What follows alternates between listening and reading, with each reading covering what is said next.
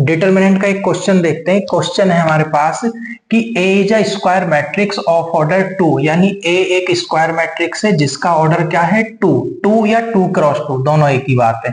Such that determinant of A is 4, A का जो determinant दिया वो कितना दिया 4, then determinant of 4 into adjoint of A किसके इक्वल होगा ये हमें बताना है। तो इस क्वेश्चन में दो फॉर्मूले यूज होंगे।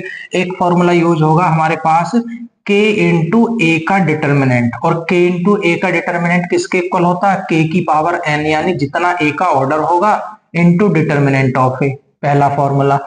दूसरा फॉर्मूला क्या यूज होगा कि एडजॉइंट ऑफ a का जो डिटर्मिनेंट होता है उसका फॉर्मूला क्या होता है डिटर्मिनेंट ऑफ a की पावर n माइनस 1। n क्या है यहाँ पर ऑर्डर ऑफ द मैट्रिक्स जो हमें 2 दिया हुआ है।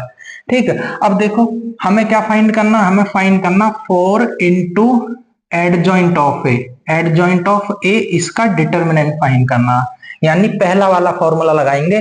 जैसे ए एक मैट्रिक्स है उसी तरीके से एडजॉइंट ए भी एक क्या है मैट्रिक्स, और यहाँ के है यहाँ पर क्या है 4, तो इस फर्स्ट फॉर्मूले को लगाओगे कितना आएगा 4 की पावर n, n का मतलब ऑर्डर ऑफ द मैट्रिक्स, और ऑर्डर कितना दिया है 2, तो 4 की पावर 2 इंटू डिटर्मिनेंट ऑफ ए, और यहाँ पर हमारे पास ए की जगह क्या है एडजॉइंट ऑफ ए, यानी डिटर्मिनेंट ऑफ एडजॉइंट ऑफ ए।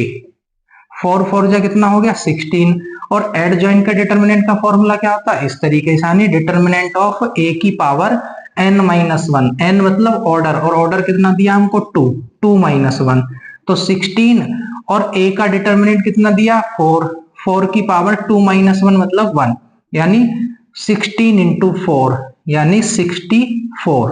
तो जो हमारा आंसर है वो सेकेंड ऑप्शन करेक्ट होगा। Thank you.